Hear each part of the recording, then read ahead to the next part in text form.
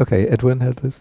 Given that the Buddha has, I would say, insight into the future, of course, right? I mean, wouldn't he have known that he was going to die? Of course, he knows. And that maybe when the monks came to him, I never see that happening there, but he would say, "Well, I knew that he was. That was the purpose of the teachings." Yeah. I don't know. I don't see that connecting to why the Buddha would not have known. Yeah, first, I'm not sure that the... He has a second power, I meant to say. Yeah, I'm not sure that the texts say that the Buddha knows everything that's going to happen in the future. Though in this case, I would think he would have been able to know that there was this, karma created by Pukkusāti, which had reached a point of maturity such that he was destined to die very soon. But maybe he saw that this, this is like I don't know the answer to this. Maybe, you would say, maybe he saw that the karma was so strongly determined that there was no way to avoid it. Also, Nazi, actually, I mean, he's going to be, it's in the pure goals, right? We don't Yeah. pure goals, but the Buddha speaks about nothingness and goes beyond that. So what was the purpose of teaching something where he's not going to accomplish yet? Not that he shouldn't. I mean, it's not like he shouldn't have known. I'm not quite sure that I understand. Yeah, Pukkusāti was actually reborn in The pure abode, yeah. Yeah. he goes into explaining to Pukkusāti about the nothingness and Oh, I see. Okay. why couldn't he have fallen further? I mean, he had. Well, I think the point here is that the Buddha is describing the progress of a meditator who reaches this equanimity that's said to be purified, bright and pure and bright. And so I would understand that this would be the equanimity in the fourth jhana. And so here the Buddha is showing the possibility is that one who has reached the fourth jhana can then consider going beyond the fourth jhana in the scale of samadhi by reaching the formless meditative attainments. But he doesn't, this meditator described by the Buddha doesn't go on to reach those attainments because or at least he doesn't dwell in them, because he sees that if he were to dwell in them without developing wisdom, then his consciousness will just re-arise in that corresponding realm, remain there for a long time, and then pass away. And so he'll still be stuck within the cycle of birth and death. So the fourth jhana would be actually the fifth in the Dhamma. Yeah, we don't. Let's not bring in the Yeah. Okay, just keep to the sutta scheme. Yeah. So he was already practically equanimity. He already experienced equanimity. Yeah. So he's actually experiencing the material. He hasn't gone to the. One doesn't get the impression that he's gone to the immaterial attainments. The Buddha explains it. Yeah, so it seems that Pukkusāti, based on the fourth jhana, reached the stage of non-returner. And so on that basis, then he was reborn in the pure abodes.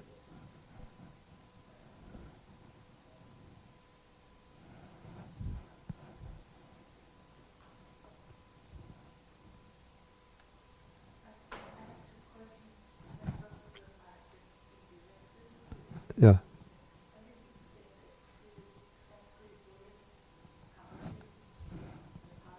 Yeah. Paritrishyate.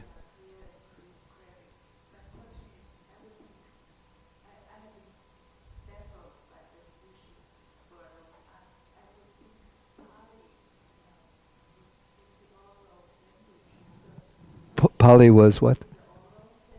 Yeah.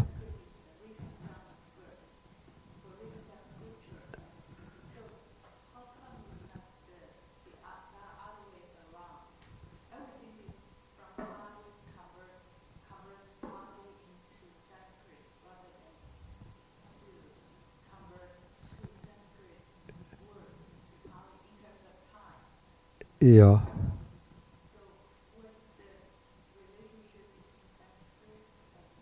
Yeah. Okay. Yeah. Um, the older language of India used for their scriptures preceding the time of Buddhism was Vedic Sanskrit. There are different strata within the Vedas. There's the Samhita, which is the oldest portion. Then come the Brahmanas, the Aranyakas, and the Upanishads. Four layers in the Vedas. I mean, I'm not a Sanskrit scholar or a Vedic scholar, so I don't know what the language is like. Though I think even the Upanishads, which is the latest portion, still uses the forms of Vedic Sanskrit. Okay, then let's say the Buddha might be a century, 150 years after the fundamental Upanishads. And the language actually he spoke was not Pali, but it would have been the languages of northeast India, probably Magadhi and maybe Kosalan, and other dialects, which were these languages are grouped together under the designation Middle Indo-Aryan languages, because it's from the middle period. And then Pali is considered to be, they call it a artificial language, which brings together the features of the Eastern spoken languages that the Buddha would have used with features from Western India. So my suspicion is actually that Pali is close to the language that would have been used around the place where Sanchi is located,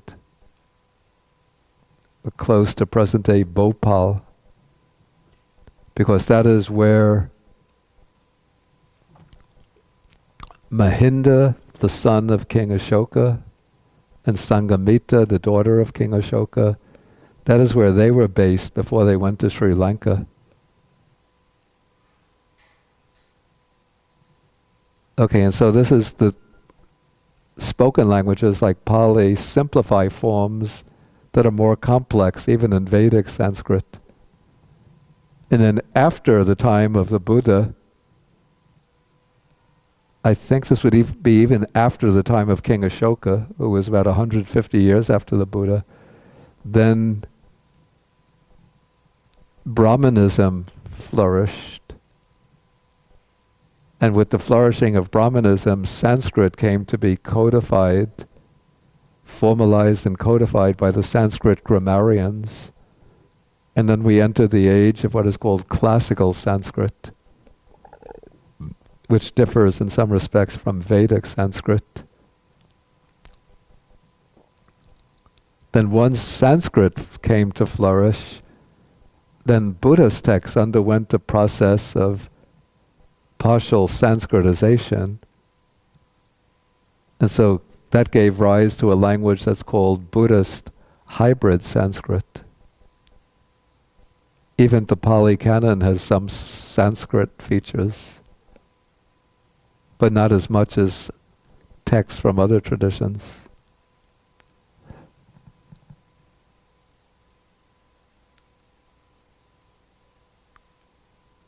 There was an article by K.R. Norman, I don't remember, I'll have to search for it, which gave a good chronology of the languages.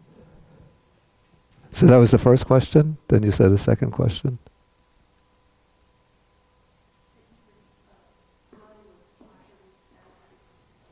Sanskritized, yeah. For example, some forms that we see in Pali that probably were not original to the older Pali texts. We have two forms indicating there, the word there. One is tatta with T-T-H-A. That seems to be the form more natural to Pali. But we also find tatra, T-R-A. So that group a consonant followed by R is characteristic of Sanskrit, but not of the Middle Indo-Aryan dialects.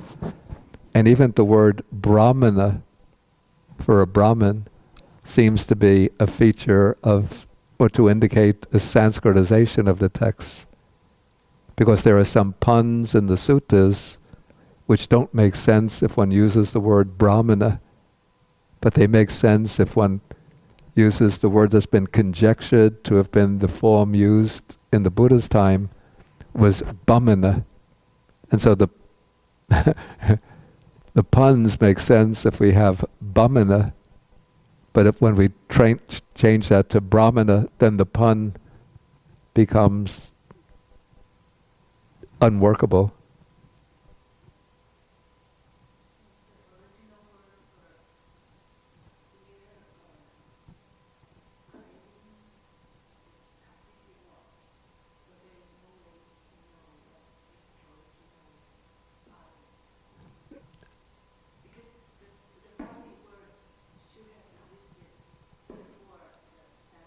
No, there would have been the Sanskrit words would have been there in the Vedic Sanskrit.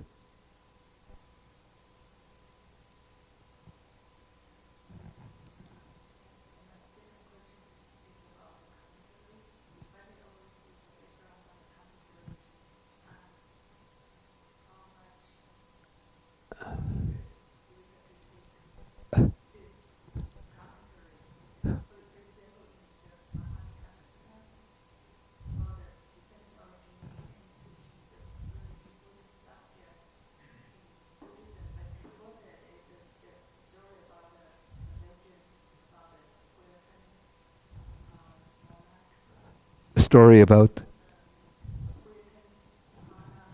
yeah.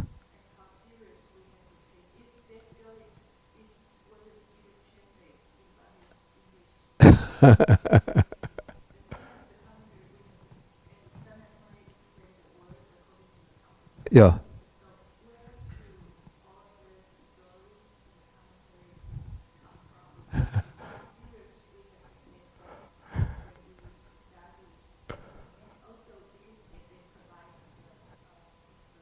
Yeah. Yeah. Yeah. Yeah.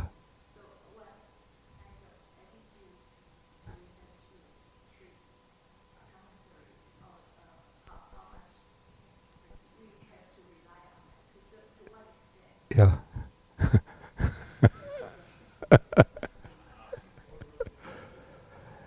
Yeah, I think I said last week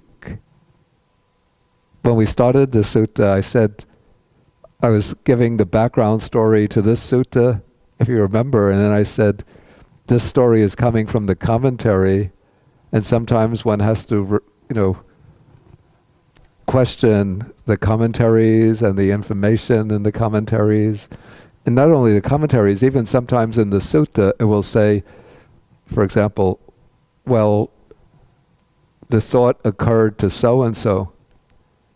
And so when I read this, I wonder, how do the compilers of the suttas know that that thought occurred to so-and-so?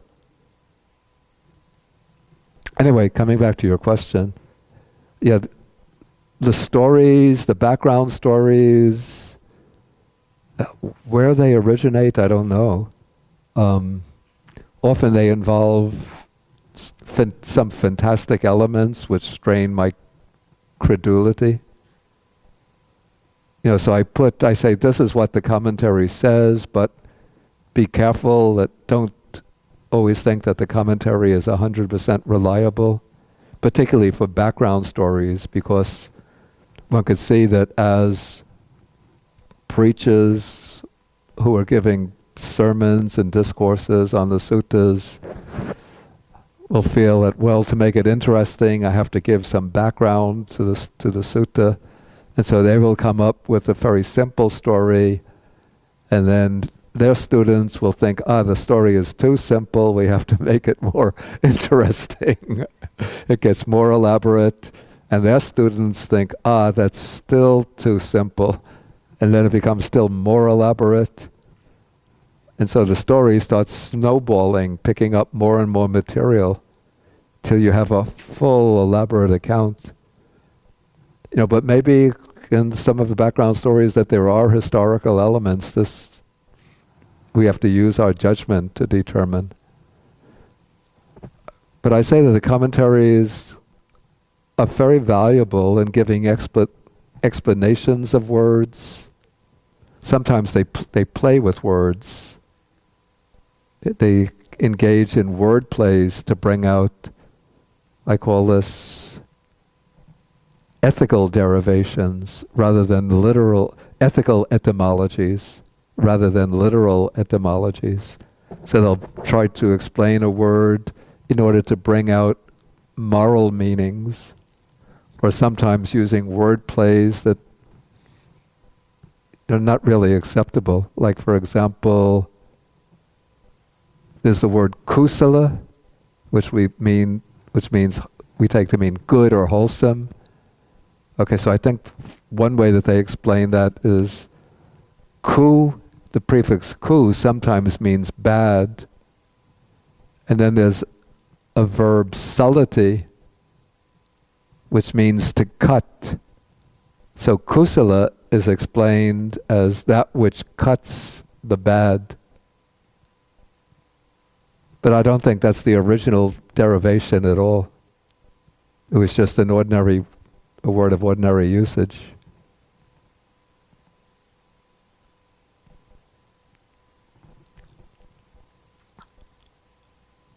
And then also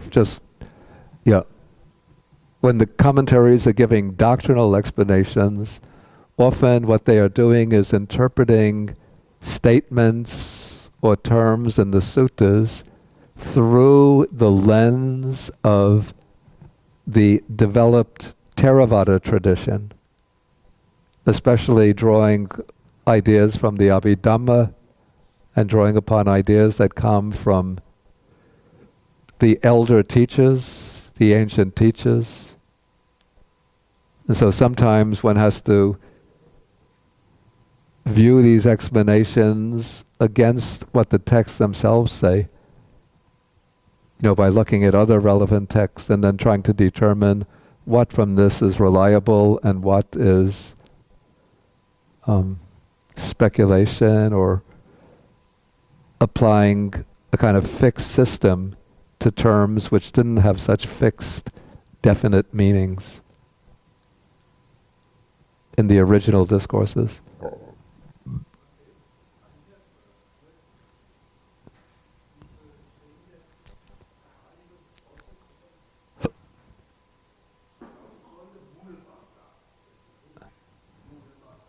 Yeah.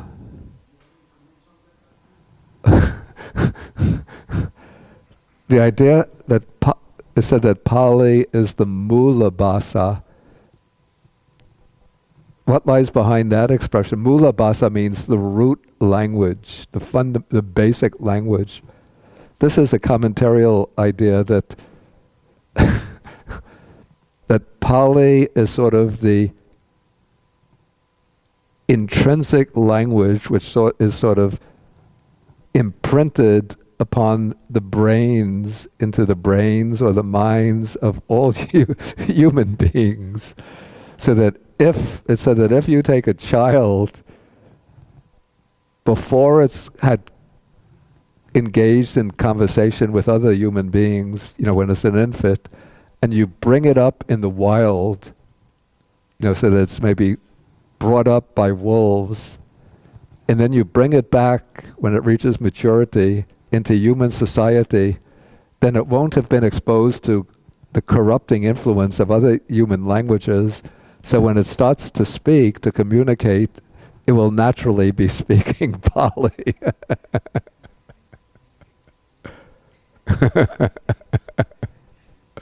So if you want to learn Pali well, you don't have to study the language.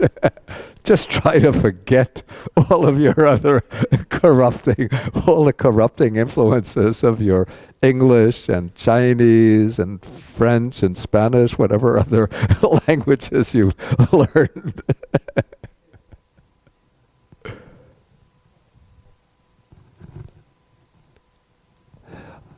Richard, yeah.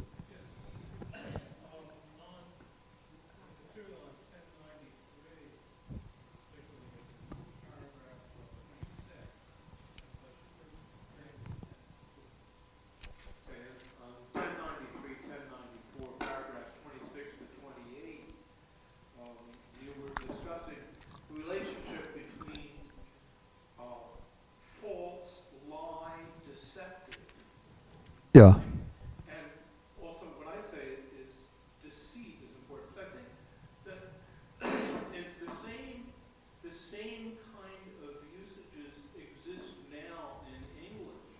For instance, there was last night at the Unitarian Church in Westport, there was an occasion in which people showed up to tell each other the worst lies they'd ever told.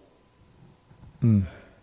And what struck me was that what they thought they were talking about was actually deceit, not lying, because it is possible to deceive someone Yeah. without actually telling any lie.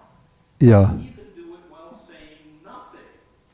Yeah. And right, because you can allow them to Yeah. persist in a false belief, Yeah. which you know is false, and which friends would assume you would say something about if you knew it and you knew the importance that it had to them. Right? Yeah. So that it's a hostile act not to correct them. Right? And so deceit is what's really significant. There's the action of deceiving someone else Yeah. intentionally. Yeah. It's much more important than the act of lying, because lying isn't necessary to it. You can also, for instance, deceive one person by telling the truth to another person, when the relationship would signify that if you're willing to tell the truth to the person, say that you know less well, Yeah. then you were certainly obligated to tell it to the person you knew better. And so you can deceive the person you don't speak to, Yeah. right? But while saying only a true statement to Yeah. someone else. Yeah. And so, but I found that, at this meeting last night, people weren't making that distinction. Yeah. They were thinking, well, the religious issue somehow is lying or not lying. Yeah.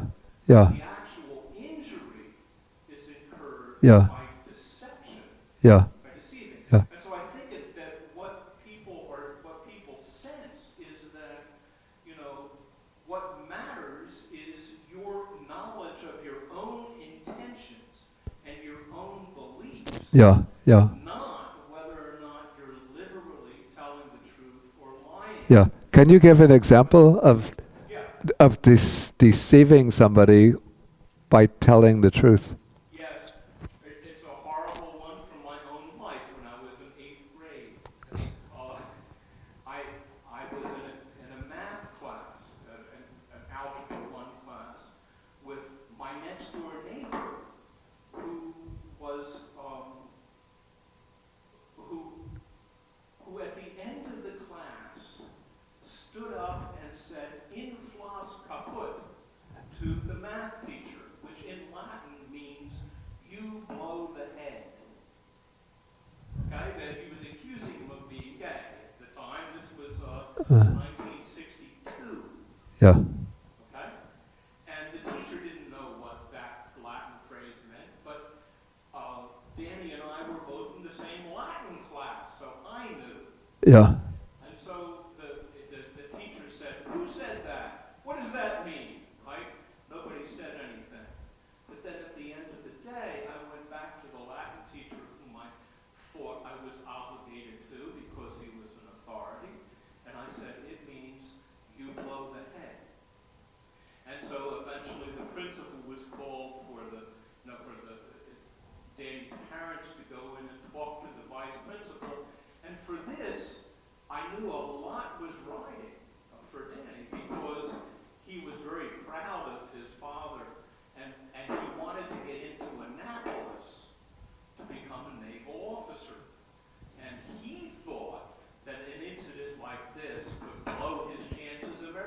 Yeah.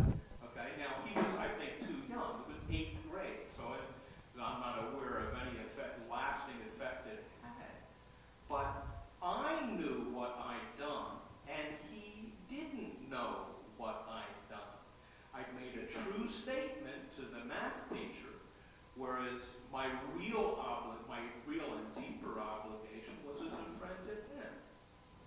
And so I deceived him about what my relationship was with him and Yeah. the teacher Yeah. by making a true statement to the teacher. Yeah. It's deceit. Yeah. It's not a lie. Yeah. Okay, anyway, that raises up, a lot of issues, but I want to sort of keep it directly relevant to the sutta. Well, what I'm trying to, Yeah. you make my point about this, and that is that this is then translated, which, false people, which has a deceptive nature. Yeah. I think, you see, the psychology of, truth and lying and all of that they're using is a kind of introverted psychology. It's a knowledge of intentions, Yeah. spiritual states. Yeah. And so they are projecting that knowledge of this, of what they don't want to call the self, Mm. okay, Mm. onto Mm. internal knowledge. That is, since objective statements are more valued in the West, the translation comes out deceptive nature, but I think they're actually thinking about the intention of deceit. Okay, thank you. Yeah.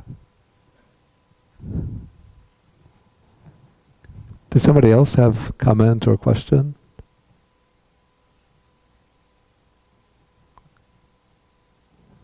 Okay, then we'll end for the day, and we have a class next week. Don't forget, we already did Sutta number 141. That was before I went away in October. And so next time we will be taking Sutta number 142. And I have to lay my cards on the table now. Maybe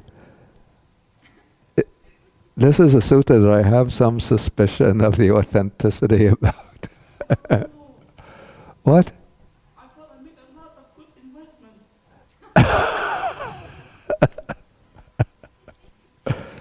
Well, you have to find out where my qualms about the sutta are by coming next week. It's called the Dhātuvibhanga Sutta, which is the Exposition of offerings. And next week we'll go back to the Guanyin Hall. Unless you prefer here, which do you prefer? Acoustics-wise, here is better. This is better. Especially for the internet. Okay, then we can come here. But why when it's too cold, so I just want to report acoustic-wise it's better here. But distance-wise, When, you mean going up to the... when it's too cold. No? Okay. What is that? Okay. Great.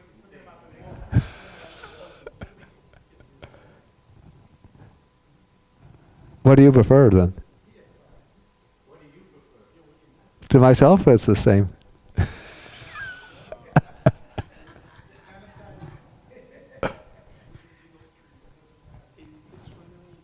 What do you prefer?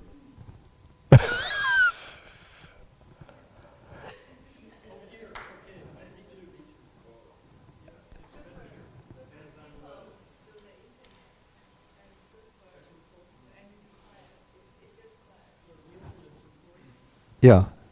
Okay, then we could come here. Okay, so let us end with 3 half bows to Buddha.